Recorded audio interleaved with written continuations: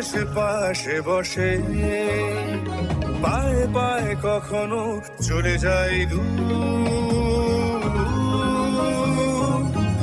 এ জীবন উদযাপনের সুর, radio radio Jadavpur, এগিয়ে চলার সুর, radio radio Jadavpur. 90.8 megahertz community radio, Jadavpur university. মুক্ত চিন্তার পথে ভিন্ন মননের খোঁজ, কমিউনিটি রেডিও যাদবপুর। আপনারা শুনছেন কমিউনিটি রেডিও যাদবপুর 90.8 মেগাহার্টজ। এই বেতার সম্প্রচারটি যাদবপুর বিশ্ববিদ্যালয়ের technical education quality improvement programme TEQIP-র অংশ। শুরু হচ্ছে আমাদের বিশেষ অনুষ্ঠান ম্যাটিক্স কৃষি পাঠশালা। এই অনুষ্ঠানে আমরা ভূমি সুরক্ষা এবং চাষবাসের নানান দিক নিয়ে আলোচনা করব। 90.8 কমিউনিটি রেডিও JU-তে এই বিশেষ অনুষ্ঠান শুনবেন সপ্তাহে 3 দিন। সঙ্গে থাকবেন কৃষক এবং কৃষি বিশেষজ্ঞরা। ভারত সরকারের রাসায়নিক ও সার মন্ত্রকের উদ্যোগে এবং ম্যাটিক্স ফার্টিলাইজার অ্যান্ড কেমিক্যালস লিমিটেডের সহায়তায় অনুষ্ঠানটি সম্প্রচার করা হচ্ছে।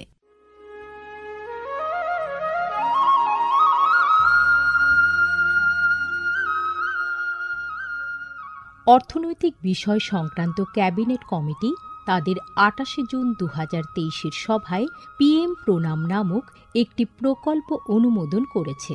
এই প্রকল্পের উদ্দেশ্য হল ধরিত্রী ও মৃত্তিকার পুনরুদ্ধার, পুষ্টি, উন্নতি সাধন এবং তা নিয়ে সচেতনতা বৃদ্ধি। গ্রামীণ স্তর থেকে শুরু করে আমাদের সকলের প্রচেষ্টা মাতৃভূমির যত্ন ও স্বাস্থ্য রক্ষার জন্য এই অনন্য পদক্ষেপকে ফলপ্রসূ করে তুলতে পারে। এই প্রকল্পের মূল লক্ষ্য হল কৃষিতে রাসায়নিক সার এবং কীটনাশকের অত্যধিক ব্যবহার দূর করা।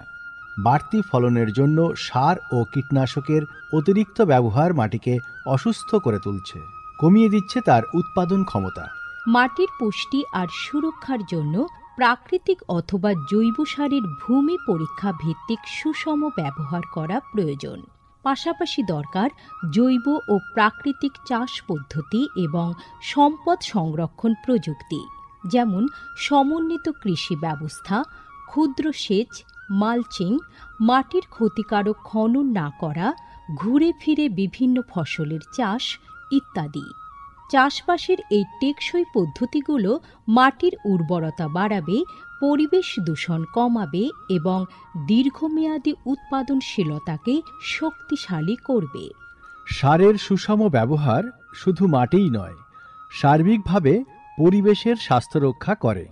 সুষম সার ব্যবহারের অর্থ হল উদ্ভিদকে তার প্রয়োজনীয় পুষ্টি উপাদানগুলি সঠিক পরিমাণে এবং অনুপাতে, সঠিক সময়ে এবং উপযুক্ত পদ্ধতিতে দেওয়া।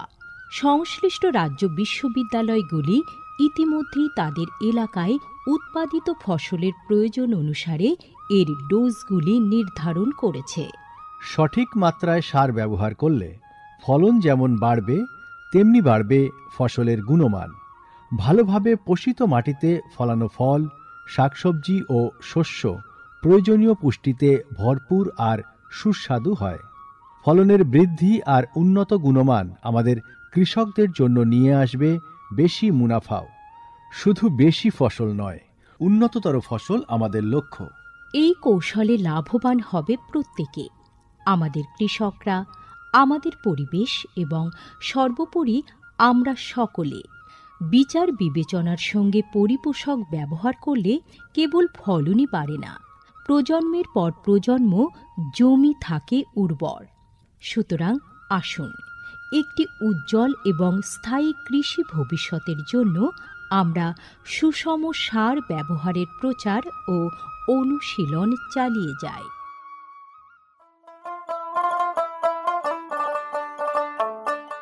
বিকশিত ভারত সংকল্প যাত্রা বা VBSY এর একটি গুরুত্বপূর্ণ অংশ হল ভারত সরকারের সার বিভাগ দ্বারা PM প্রণাম স্কিম এবং কৃষিতে ড্রোন ব্যবহারের প্রচার।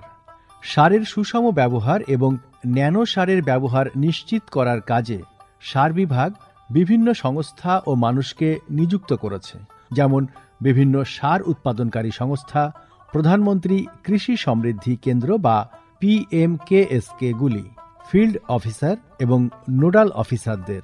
VBSY এর একটি প্রধান দিক হল বিভিন্ন শস্য এবং গাছপালার ওপর ন্যানো এবং জল দ্রবণীয় সার স্প্রে করার কাজে ড্রোনের ব্যাপক ব্যবহার। এই উদ্যোগের ফলে 29টি রাজ্য ও কেন্দ্রশাসিত অঞ্চলের বিভিন্ন জেলায় হাজার হাজার ড্রোন প্রদর্শন হয়েছে।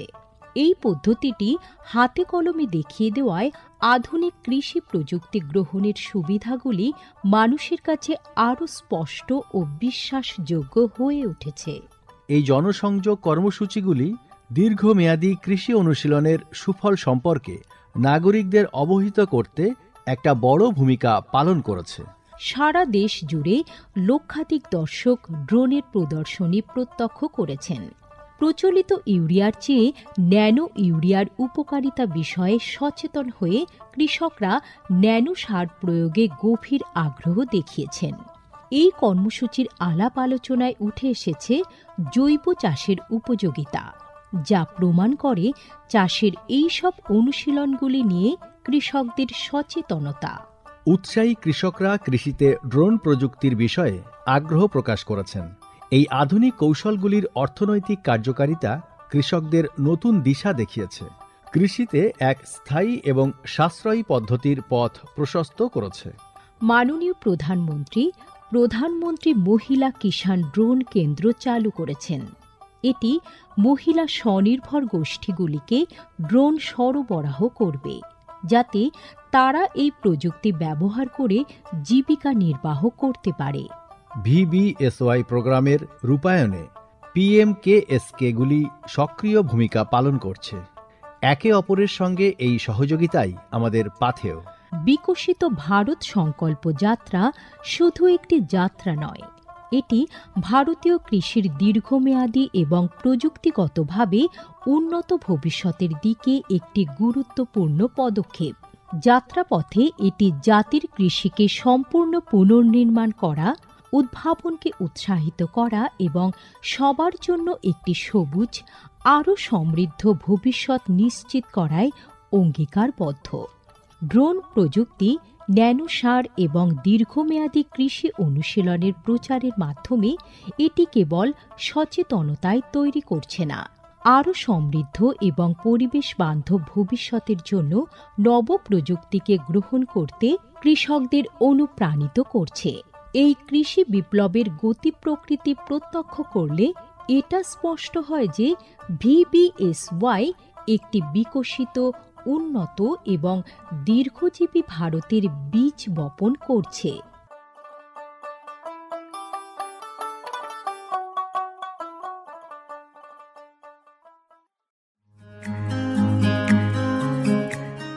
ভারতের যে সার কোম্পানিগুলি সবচেয়ে দ্রুত গতিতে বৃদ্ধি পাচ্ছে, ম্যাটিক্স ফার্টিলাইজার্স অ্যান্ড কেমিক্যালস লিমিটেড তার মধ্যে অন্যতম। পশ্চিমবঙ্গের পানাগড়ে অবস্থিত তাদের কারখানায় বছরে 12.5 লক্ষ টনের ওপর ইউরিয়া সার উৎপাদন হয়। ভারত সরকারের গ্রিনফিল্ড প্রজেক্ট হিসেবে স্বীকৃত এই কারখানায় তৈরি হয় ডক্টর ফসল। ইতিমধ্যে যা পূর্ব ভারতের সর্বাধিক বিক্রিত ইউরিয়া সার হয়ে উঠেছে। কৃষি উন্নয়ন ও ভূমি সুরক্ষা, ক্ষুধা, অপুষ্টি ও দারিদ্র্য দূরীকরণ, গ্রামীণ এলাকা ও বস্তি উন্নয়ন, লিঙ্গ সাম্য, পরিবেশ, স্বাস্থ্য, শিক্ষা ইত্যাদি নানান বিষয়ের উপর জোর দেয় ম্যাটিক্সের CSR প্রকল্পগুলি। ম্যাটিক্স এক সবুজ ভবিষ্যতের অঙ্গীকার। ম্যাটিক্স কৃষি পাঠশালার এই পর্বে আজকে আমাদের আলোচনার বিষয় বৈজ্ঞানিক পদ্ধতিতে মাছের প্রজনন। আমাদের সঙ্গে আজকে স্টুডিওতে রয়েছেন ফিশ ফার্মার্স ডেভেলপমেন্ট এজেন্সির প্রাক্তন CEO এবং ফিশারিজের প্রাক্তন জয়েন্ট ডিরেক্টর শ্রী তরুণ কুমার চক্রবর্তী। আপনার কাছে জানতে চাইব, এই বৈজ্ঞানিক পদ্ধতিতে মাছের প্রজনন নিয়ে যদি আপনি একটু সহজ করে আমাদের বলেন। হ্যাঁ, বৈজ্ঞানিক পদ্ধতিতে মাছের চাষ এখন সব জায়গায় হচ্ছে এবং ভারতবর্ষের প্রায় সব জায়গাতেই এটা হচ্ছে। কাতলা, রুই, মৃগেল, এই 3টে মাছেরই সবাই চেনে ওটা।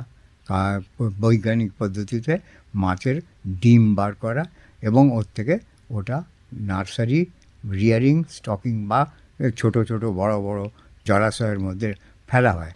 কিন্তু জলাশয়টা যেখানে ফেলা হবে সেটাকে খুব ভালোভাবে পরিষ্কার করা দরকার, যাতে ওদের মৃত্যু না হয়, এবং ওটা যাতে সূর্যের কিরণ যাতে মাটি পর্যন্ত, মানে ট্যাঙ্কের নিচে পর্যন্ত বা জলাশয়ের নিচে পর্যন্ত পৌঁছতে পারে, তার একটা উপায় করতে হবে। সেই জন্যে ওপরে যত জলীয় কুম্ভ আছে, জলীয় পদার্থ আছে, সেগুলোকে সরাতে হবে, তারপরেই ওর গ্রোথটা ভালো হবে বা বৃদ্ধি হবে। তো যখন খুব বড় হয়ে যাবে, যখন প্রযোজনযোগ্য মাছ হয়ে যাবে, তখন কিন্তু আপনাকে ওই দুটো পুরুষ এবং স্ত্রী মাছকে আপনাকে একসঙ্গে রাখতে হবে, যাতে ও প্রজননটা শুদ্ধভাবে এবং পরিষ্কারভাবে হয়ে যায়। তার জন্যে দরকার একটা মশারির জালের মধ্যে 4টে খুঁটো লাগিয়ে, একে ইংলিশে বলে হাপা, যাই মশারির জালের মধ্যে একটা ঘর তৈরি করতে হয়। তো ঘরটা তৈরি করবার জন্য তো কিছু দরকার হয় না, এবং জলের মধ্যেই থাকে, যেটা জলের বাঁধের কাছেই থাকে, কিন্তু এটা জলের মধ্যে থাকবে, যাতে ওটাকে নিয়ে ওঠানো নামানো সহজ। তারপরেই ওতে মাছের আঁশের মধ্যে প্রথমে পুরুষ মাছকে ওর নেজার আঁশের নিচে দিয়ে ওটাকে ইঞ্জেকশন দেওয়া হয়। এবং আচ্ছা, এই প্রসঙ্গে একটু আপনাকে জিজ্ঞাসা করি, যদি একটু শ্রোতাদের বলেন যে পুরুষ মাছ এবং মহিলা মাছ এদের চিহ্নিত করার কোনো পদ্ধতি রয়েছে কিনা? হ্যাঁ, চিহ্নিত করার পদ্ধতি রয়েছে। যেরকম যখন ব্রুডাস হয়ে যাবে, তখন পুরুষ মাছের পিঠের দিকের যে আঁশটা, ওটা থাকে একটু রাফ, আর এটা থাকে চিকন মহিলাদের ভেন্টারের দিকে, মানে পেটের দিকে। মানে একটু পিচ্ছিল। হ্যাঁ, পিচ্ছিল আর কি। হ্যাঁ।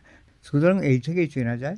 তারপরে যখন গর্ভবতী হয়ে যায়, বা যখন ওর গোনাডটা ডেভেলপড হয়ে যায়, 4th স্টেজ 3rd স্টেজ, তখন একটু টিপলেই বেরোবে একটা সাদা রঙের, তাকে বলে মিল্ট বা দুধ। আর আরেকটা যখন মিলবে, যখন এগস বা ডিম, ওই ডিমটা একসঙ্গে ফর্ম করে যায়, ওকে বলে বোধহয় একটা ইংলিশে জাইগোট।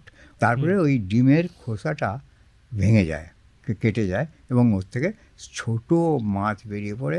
এইটুকু সে মাইক্রোস্কোপ বা অণুবীক্ষণ যন্ত্র দিয়ে দেখলেও ভালো মতো দেখা যাবে। এবং ওটাকে ওখান থেকে রেখে উঠিয়ে নেওয়া হয়। উঠিয়ে নিয়ে নার্সারি বা বড় ট্যাঙ্কের মধ্যে রেখে ওটাকে পালন করা হয়।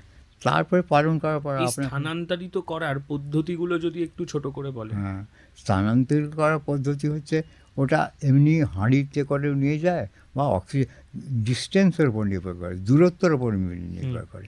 যদি দূরত্বটা কাছে হয়, ওর জলাশয়টা যেখানে ফেলবে মাছ, সেটা যদি কাছে হয়, তাহলে তো আর দরকার হয় না।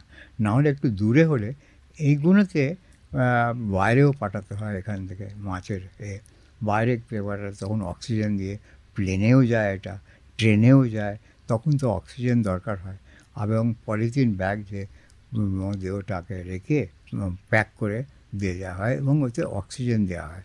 পলিথিন ব্যাগটা যাতে ফুটো না হয় বা কোনো রকমে খাঁচার মধ্যে থাকতে নষ্ট না হয়, সেটা দেখতে হবে, না তো বড় ক্ষতি হয়। তো এখানেই লোকালদের সব কাজ হয়ে যায়। এইটাই হচ্ছে এখন মেন। আচ্ছা, এই ডিমগুলি স্থানান্তরিত হওয়ার পর এদের যে বেড়ে ওঠা, এই পদ্ধতিটা নিয়ে যদি একটু আপনি বলেন। এগুলোকে স্থানান্তরিত করা হয় প্রথমে একটা নার্সারি ট্যাঙ্কে, ছোট ট্যাঙ্কে, যার জলাশয়ে জল 3 থেকে 4 ফিট থাকবে, তার বেশি না। কোনো কোনো সময় ওটা 5 ফিটও দিতে পারো। তাহলে ওইগুলো কি ওই পরিষ্কার জলে এদের বৃদ্ধি হবে, তখনও পর্যন্ত এরা সাঁতার কাটবার যোগ্য হয় না। বেশ। তারপরে যখন বড় হয়ে গেল একটু, সেটা চোখে দেখলেই বোঝা যাবে, এবং খালি চোখেও দেখা যাবে ওটা, তখন ওটাকে আলাদা একটা ট্যাঙ্কের হয়, যে একটা পুষ্করিণীতে রাখা হয়, যেটাতে পুরো লম্বা চওড়া অনেক বড় সাইজ, এবং 6 ফিট 5 ফিট 7 ফিট এইরকম জল রাখা হয়েছে। ওগুলো বৈজ্ঞানিকতে আগেই করে নিতে হয়। এতে ইঞ্জিনিয়ারেরও দরকার হয়, নাও দরকার হয়, যারা বুঝে যায় তারাই বুঝবে। এবং সেক্ষেত্রে কম গভীরতাটাই প্রযোজ্য অনেক বেশি। যখন ওইটা দেখা যাবে ওপর থেকে, যে জাল ফেলে যে মাছগুলো বৃদ্ধি হয়েছে, তখন ওটা একটা পুষ্করিণীতে রাখা হয়, যেটা পরিষ্কার পরিচ্ছন্ন থাকবে, কোনো ওপর থেকে থাকবে না, ঘাস যেগুলোকে বলি আমরা জলকুম্ভী, তারপরে যেগুলো ল্যামলা বলি, যে ওটাকে বলে সবুজ হয়ে রয়েছে ওপরটা, সেই রকম যেন না থাকে। সেরকম থাকলে হয় কি, সূর্যের আলো তো পৌঁছতে পারবে না, তখন ওর মধ্যে একটা বলে ফটোসিনথেসিস হয় না। ফটোসিনথেসিস মানে ওখান থেকে খাদ্য আর তৈরি হয় না, এটাতে খুব অসুবিধা হয়। তারপরে ওটাও যদি না হয় তখন বাড়তে থাকে, তারপরেই আমরা ওটাতে বৈজ্ঞানিক হয়েছে প্রজনন করি। এটা দেখতে হবে যে ওই মাছগুলো যেগুলো বড় পুষ্করিণীতে রাখা হয়েছে সেগুলো থেকে একটু টিপে ওর পেটের দিকের অংশ থেকে টিপে দেখা যাবে কি না যে এর থেকে ওর ভেতরের যে ডিমগুলো আছে সেগুলো বৃদ্ধি হয়েছে কি না, এবং ওর থেকে সাদা দুধের মতন কিছু বেরোচ্ছে কি না পুরুষের মাছ থেকে, আর স্ত্রীর মাছ থেকে ডিম বেরোচ্ছে কি না। তারপরে তো ওটা একসঙ্গে মিলে গিয়ে যা ফর্ম করে এবং আবার স্পন হয়, আবার প্রাকৃতিক হয়েছে ওরা চলতে থাকে। এটা হচ্ছে বৈজ্ঞানিক হয়েছে মাছের চাষ। এবং এগুলো রাখতে হবে কোনো একটা এমন জায়গায় যেগুলো জায়গায় খুব সুরক্ষিত থাকে, চারদিকে লোক থাকে, মাছের রক্ষণাবেক্ষণ করবার জন্য দেখতে থাকে। কেননা এখানে তো ঠিক নেই, বর্ষাকালের আগে আকাশে মেঘ ভর্তি থাকে, এবং মেঘ ভর্তি থাকলেই দেখা যায় যে এতে পলিউশন হয়ে যায়, যার জন্য মৃত্যুও হয়ে যায়। সুতরাং এগুলো যাতে ক্ষতি না হয় তার জন্য একটুখানি অবজারভেশন বা অবলোকন করা দরকার, সকাল সন্ধ্যে রাত্রে। এর জন্য কিছু লোকেরও দরকার হয়। অর্থাৎ একটা সাইকেলের মধ্যে এই পুরো প্রজনন পদ্ধতিটা বৈজ্ঞানিক উপায়ে চলছে। এখানে আমার একটা ছোট জিনিস জানার, সেটা হচ্ছে যে এই যে মাছগুলি ডিম থেকে মাছগুলি যখন বেড়ে উঠছে, আপনি বলছেন স্বচ্ছ পুকুরে রাখার কথা যেখানে আলো পৌঁছতে পারে। তো আলো পৌঁছানোর একটা বড় কারণ হচ্ছে সালোক সংশ্লেষ, অর্থাৎ জলমধ্যে যে উদ্ভিদ রয়েছে সেটাই আমরা তাহলে ধরে নিচ্ছি মাছেদের খাদ্যের একমাত্র সোর্স। তাদের কি বাইরে থেকে কোনো আর্টিফিশিয়াল বা কৃত্রিম খাবার কি দেওয়া হয় পরের দিকে? হ্যাঁ, আচ্ছা। আমরা তো রাখি 3 প্রকারের মাছ, যেটা এখানকার লোকেরা ভালোবাসে। যেমন একটা হচ্ছে কাতলা, কাতলার নামটাও ওই ইংরেজিতেও কাতলা কাতলা বলা হয়। কাতলা হচ্ছে জলাশয়ের ওপর দিকে সাঁতার কাটে, ওরা খালি ওই ভেজিটেবলসই খায়। যেমন একটা ভেজিটেবলস আছে ভ্যালিসনেরিয়া খায়, ওপরের যে যা ফুড থাকে ওরা ওপরে খায়, একদম জলের ওপরে। তারপরে আসছে মৃগেল হচ্ছে তার নিচের স্টেজে জলের, সুতরাং এই মৃগেলও অন্যের সঙ্গে কম্পিট করে না। মৃগেল এবং কালবোস এরা খাদ্যের জন্যে একে অপরের সঙ্গে ঝঞ্ঝট করে না, এদের খাদ্য তালিকাও সব ওপর মধ্যে নিচে, সুতরাং এদের মধ্যে কোনো ঝঞ্ঝট নেই। যেমন এদের বিচরণ ক্ষেত্র তেমন এদের খাদ্য প্রণালীও সেরকম। আর একটা জিনিস হচ্ছে কি, যে এগুলোকে বলে একজন এটা কম্প্যাটিবল স্পিসিস, মানে একই জিনিসে সব থাকতে পারে। আমাদের ভালোবাসা ভক্তি একটা ছোট পরিবারের মধ্যে যেরকম মানুষরা থাকে, ভাইপো ভাইদিদি, সেরকম কারু খাওয়ার জন্যে কম্পিট করে না, আমি আগে খাবো ও খাবো। এটা একটা সুবিধে। সব থেকে অসুবিধে হচ্ছে কিছু মাছ আছে যাকে আমরা বাংলায় বলি বোয়াল মাছ, ইংলিশ নাম হচ্ছে ওলাগো আটু। তা একে বলে প্রিডেটরি ফিশ, খাউ মাছ, অন্যের মাছ খেয়ে নেয়, ছোটো মাছ ওখানে থাকতে পারে না। হ্যাঁ, তারপরে আরও অনেক মাছ আছে যেগুলো খুব ডিস্টার্ব করে, যেমন কই টই যদি ওখানে চলে আসে, জেনারেলি বর্ষার সময় অনেক বাইরে থেকে যায়। কইকে বলে ক্লাইম্বিং পার্চ, এটা নাকি গাছে ওঠে। হ্যাঁ, তো ও অনেকক্ষণ বেঁচে থাকে। ও এর যদি বেরিয়েও পড়ে তাহলে অনেক ছটফট করে। আর এতে যে কাঁটাগুলো আছে এর কাছে, ওগুলো খুব ক্ষতিকারক ফল, অন্য জায়গায় কেটে দেয়। স্কেলকে, মাছের আঁশকে সরিয়ে ওরা কেটে দেয়, এতেও অসুবিধা হয়, ওখানে ঘা হয়ে যাওয়ার চান্স থাকে। সেই জন্য মাছেরও রোগ হয়, ওটাকে দেওয়ার জন্য আলাদা করে অনেক চিকিৎসা করা যায়। যেমন জ্যান্ত অবস্থায় মাছের যদি কোথাও খুব লাল দগদগে ঘা হয়ে যায়, তাহলে ওটাতে ওষুধও দেওয়ার আছে। তো সেই ওষুধ তো সব জায়গায় পাওয়া যায় না, আর এই যে খুব সাবধানে ব্যবহার করতে হয়। তো এটা ব্যবহার করার দরকার নেই যদি ভালো মতো রক্ষণাবেক্ষণ করা হয় পুকুরকে এবং ছোট জায়গাকে। এবং চারদিকে যদি গাছ লাগানো হয় তাহলে এদের কিন্তু খুব উপকার হয়, কিন্তু জলের ওপরের দিকে গাছটা না যায় যেন, কেন ওটাতে ওর আটকে দেওয়ার হয়ে আছে সূর্যের তারও। সূর্য খুব ইম্পর্টেন্ট। বর্ষাকালে একটু পুকুরের বাঁধটা একটু উঁচু করে দেওয়া হয় যাতে ওখান থেকে জল বেরিয়ে না যেতে পারে, ওর জন্য কিছু মাটিগুলো কেটে উঁচু করে দেওয়া উচিত। অর্থাৎ অত্যন্ত যত্ন সহকারে পুরো পদ্ধতিটাকে আমাদের ফলো করতে হবে। এবার আমি যেটা জানতে চাই যে আমরা শুনলাম যে 3 রকম মাছের কথা যাদের এরকম ধরনের বৈজ্ঞানিক পদ্ধতিতে প্রজনন হচ্ছে। যেটা আমার এইবারের প্রশ্ন সেটা হলো, কোনো কৃষক যদি ছোট পরিসরে এই পদ্ধতি ব্যবহার করতে চায় সেক্ষেত্রে তাদের আপনি কি বলবেন? তাদের যে জিনিসটা আগে হয়েছিল যে fish farmers development agency, FFDA যেটা বলে, যে ফিশ ফার্মার্সদের উপকারের জন্য সরকার থেকে অনেক কিছু করেছিল। যেমন ওরা ওখান থেকে টাকা পাবে যাতে ওটা করার জন্য। এই যদি ফার্মটা তৈরি করে নিল বা বড় জলাশয় রাখা আছে, ওটার রক্ষণাবেক্ষণ এবং ওকে তো নিজেই করতে হবে, যে কিনছে, যে মৎস্য চাষি ওইটা নিচ্ছে সরকারের কাছ থেকে, সেটা তো নিজেই করতে হবে। ওর জন্য ওকে সরকারের কাছে 10 বছরের জন্যে ওটা নিলামে নিতে পারে। যদি নিলামে ও 10 বছরের মধ্যে এসে যায় তাহলে ও ব্যাংক থেকে এবং সরকারের তরফ থেকে খুব কম সুদে টাকা দেওয়া হবে। যদি একসঙ্গে 3-4 জন মৎস্য চাষি মিলে এটা করে তো 3-4 জনের নম্বরে এতেই চলে আসবে। এই যোজনাতে আমাদের অনেক চাষি খুব সুখে আছে, খুব আরামে আছে, আর ওদের পাকা বাড়ি দেওয়া হচ্ছে, আর ওদের মাছ ধরার বড় বড় জাল ওরা সরকার থেকে টাকা পেতে পারে। সাধারণ ছোট বড় সব কৃষকই এর থেকে টাকা পেতে পারে, কাজ করতে পারে। এখন কিন্তু অভাব নেই, বৈজ্ঞানিক পদ্ধতিতে কাজ করে ওরা একদম পাকা হাত হয়ে গেছে ওদের। ওরা এখন নিজেরাই করছে, কারুর কোনো টেকনিক্যাল এক্সপার্ট। আমাদের বাংলা অনেক উন্নত, আমার মনে হয় এটা প্রথম ছিল। তারপরে আমাদের অন্ধ্রপ্রদেশ বা অন্য জায়গা থেকে মাছ আসে, বাংলাদেশ থেকে মাছ আসছে, ইলিশ মাছ আসছে। এইগুলো তো বাঙালির ফুড খাদ্য। এখানেও ইলিশ হচ্ছে, যেখানে আমার ট্রলার আছে, বড় বড় নৌকো দিয়ে ওরা গিয়ে জাল চালাচ্ছে, নিয়ে আসছে। এখানে কেউ না খেয়ে মরছে না। আর বাংলা সব থেকে বেশি পয়সা রোজগার করেছে মাছের থেকে।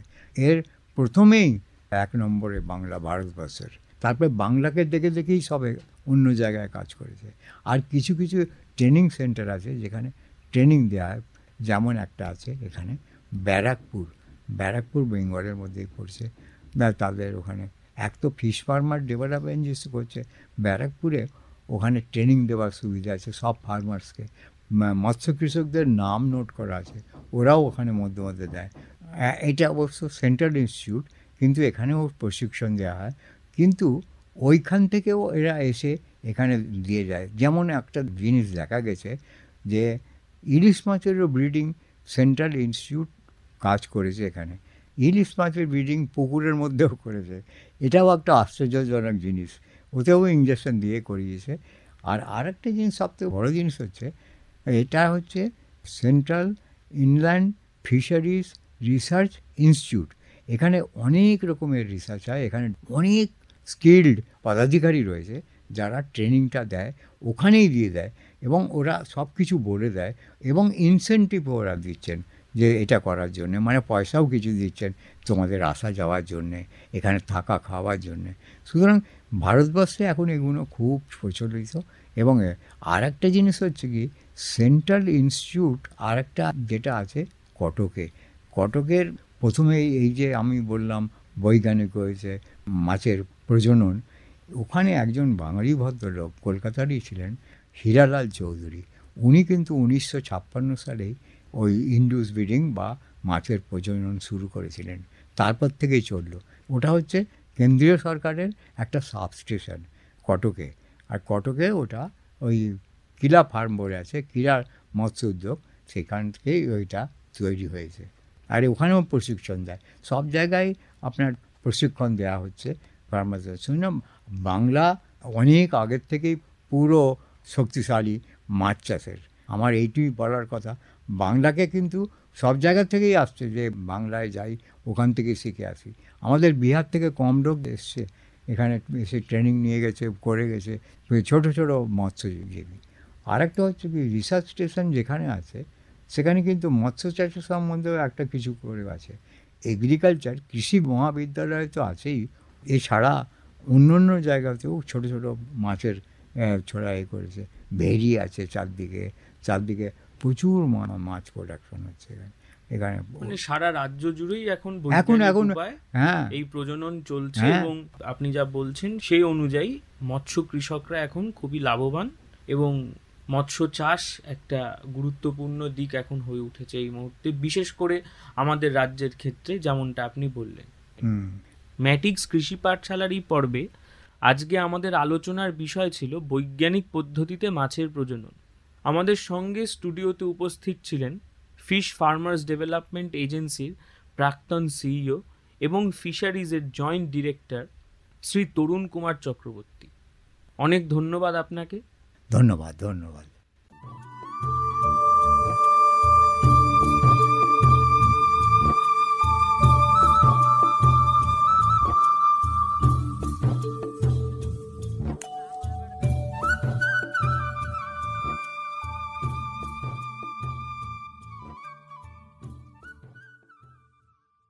এতক্ষণ শুনলেন আমাদের বিশেষ অনুষ্ঠান ম্যাটিক্স কৃষি পাঠশালা।